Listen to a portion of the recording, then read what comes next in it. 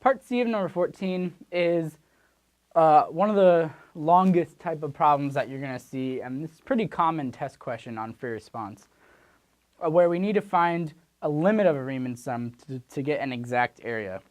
So our idea here is we're going to be taking the limit as n goes to infinity. Remember, n is the number of rectangles in the Riemann sum. Of the sum I equals 1 to n.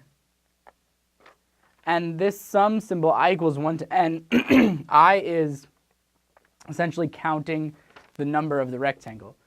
So when you have a summation sign like this and a I equals 1 to n, that means you're counting whatever comes after this, i's starting at 1 and then going up 2, 3, 4, 5, all the way to n. And then we're doing the limit as that n goes to infinity. So what we need here is an expression that we're taking the sum of. So we're taking the sum of a bunch of rectangles, right? We're doing the width times the height. So we need general expressions for the width and the height of the rectangle. Given that we don't know the exact number of rectangles, we just know there's n of them. So first let's consider the width. That's probably a little simpler. Our interval width is 3. So however many rectangles we have, n, the width of each rectangle would be 3 divided by n. Because, for example, if we have 3 rectangles, it would be split 3 over 3. So each one would be width 1. If we had 6 rectangles like we did in parts A and B, the width of each rectangle would be 3 divided by 6, 1/2 for each one. So 3 over our n is the width of our rectangles. So that's going to be the width. Now we need an expression for the height of each rectangle. This is where we're going to have to involve the I. And it's a good idea to keep one particular type of equation in mind, which is that we have A plus I delta x. So this expression right here, A plus I delta x, this is a way of expressing the x value that you would be plugging into the function. So A being the starting number of our interval, in this case it's -1. Delta x being the width of our rectangles, which we just determined was 3 over n. And I is just I, because that's the counting number of the sum. So let's think about for a second why this works. Because this is denoting where the end of every rectangle is. So whatever A is, that's where we start. For the first rectangle, we go A and we go 1 width of the rectangle away, 1 times the width. For the second rectangle, we always are starting from A, but the second rectangle is 2 times the width away. The third rectangle, I'm going up i's 1 by 1. That's 3 widths away, that's 4 widths away. So this expression gives us each rectangle's essentially x value. That's important because the height of every rectangle is f of x, but this is x because we have to count it by a rectangle. So remember, we're summing areas, so we already have the width, so we need width times height, and height is f of x, but instead of x, because we don't have x as a variable here, we have to use the following.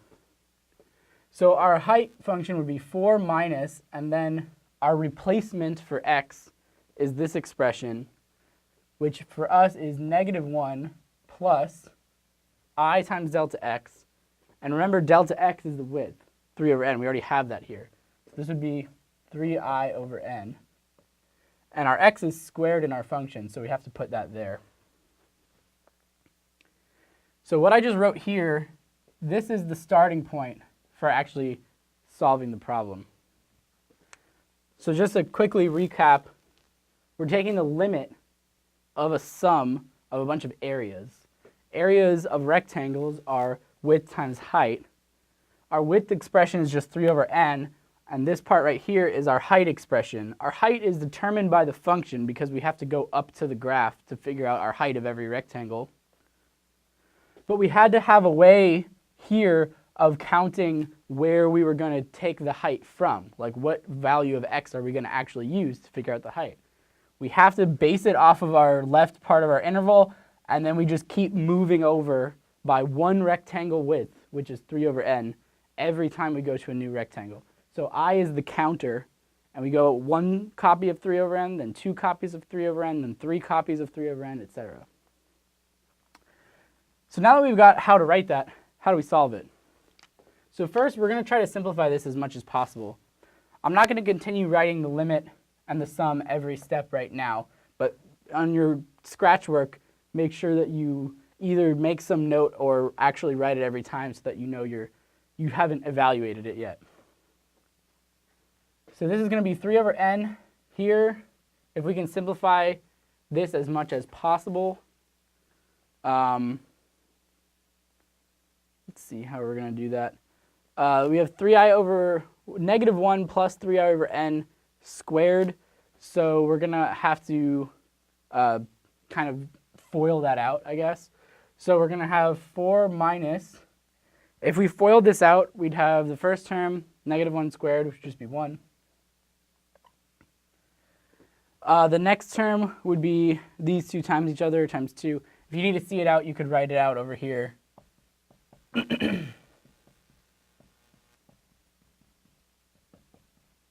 This is what I'm doing to FOIL out for this next part. So we'd have minus 3i over n minus 3i over n, which is minus 6i over n. And then we'd have plus 9i squared over n squared if we did, need one more parentheses, if we did 3i over n times 3i over n. So we're subtracting all of these. So to do one more step of simplification before I distribute this, we get 4 minus 1, which is 3. We get plus 6i over n minus 9i squared over n squared. Excuse me. Okay, so now we can distribute this 3 over n to every term, and we get 9 over n plus 18i over n squared minus 27i squared over n cubed. So I'm going to rewrite the sum and limit things right now because we're going to need those. I guess I should put that in parentheses. So this is what it's boiled down to after we just FOILed this out, did the 4 minus, distributed the 3n, etc. So a summation sign is kind of like an integral in that if we have 3 different parts, we can do them in 3 separate things. So really we're going to be doing we're doing the limit as n goes to infinity of everything. But we're doing the sum I equals 1 to n of 9 over n. Now, the variable for a sum is just I, because that's what we're counting on the sum. There isn't any I in this, so we can actually just take that out. I'm just saying we're doing sum of 1. The next term, we do have an I here, but the 18 over n squared can come out.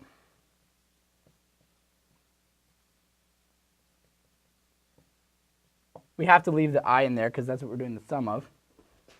And here the 27 over n cubed can come out.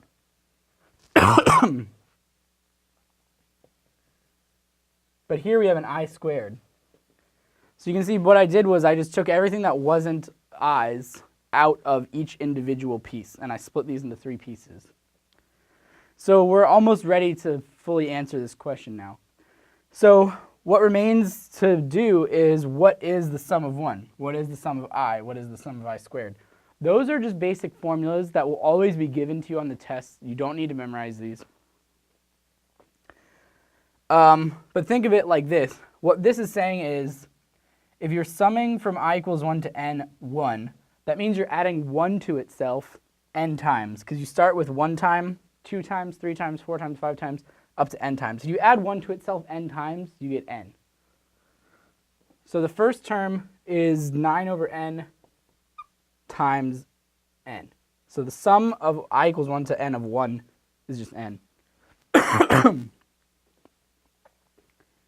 The next term, I equals 1 to n, sum of I. So now what this means is that we're summing a bunch of things, but instead of, if this was just 1 every time, this is the number that you're on. So the first number is 1, the second number is 2, the third number is 3. So this is 1 plus 2 plus 3 plus 4 plus 5, all the way to n, whatever n is. That's not so easy to just figure out, but like I said, this would always just be given to you on the test. You don't need to memorize these. So this is going to be 18 over n squared, and what that works out to be is n times n plus 1 over 2. So n times n plus 1 over 2 is the sum of I, which wasn't given to you on this sheet for some reason, but it did give you the sum of I squared, so we can do the next part like that. We're subtracting away 27 over n cubed, and the sum of I squared is right there on the review sheet, which is n times n plus 1 times 2n plus 1 over 6. So what we need to do is just simplify these all as much as possible, and remember that we're doing the limit as n goes to infinity of this whole thing. So 9 over n times n, that cancels out, we get 9. These other two don't work out so well in terms of cancellation, but let's just think about what's going on here.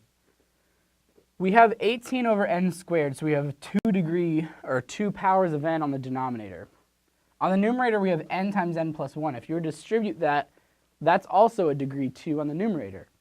So we have a degree 2 of n in the numerator, a degree 2 of n in the denominator, and we're doing the limit as n goes to infinity. So this should look really familiar. What do you do when you take an infinite limit and you have a rational function with a polynomial on the top and bottom? This is like our horizontal asymptote thing. If the degrees are the same, we just use the coefficients. In this case, the degrees are the same. So we just need to know what would the biggest coefficient be on each one.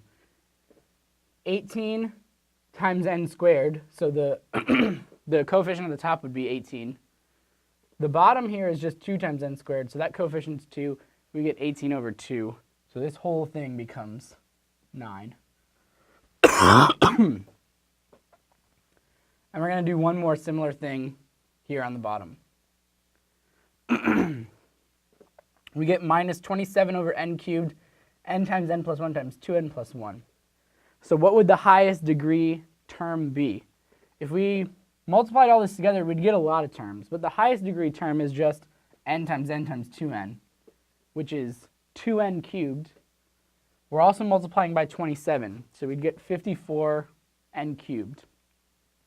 On the bottom, we have 6n cubed. So our numerator has degree 54, or coefficient 54. Our denominator has coefficient 6. 54 over 6 is actually 9 again. So here we get 9 plus 9 minus 9. So we get 9. So this problem's pretty long, really involved a lot to it. Chances are if you get one like this on the test, it wouldn't be as involved as having to FOIL this out as well as do all this. But remember that your sums, I squared, 1, I cubed even, those are things that will always be given to you. So you don't really have to worry about memorizing what those sums are. But you do have to know how to get everything out of the sums except for the i's, and then at the end, you're basically just doing your horizontal asymptote style limits. When you do a limit at infinity, it'll always work out that you have rational functions that work out with just using the coefficients. If it doesn't do that, then that means you made some error in a previous step in the problem.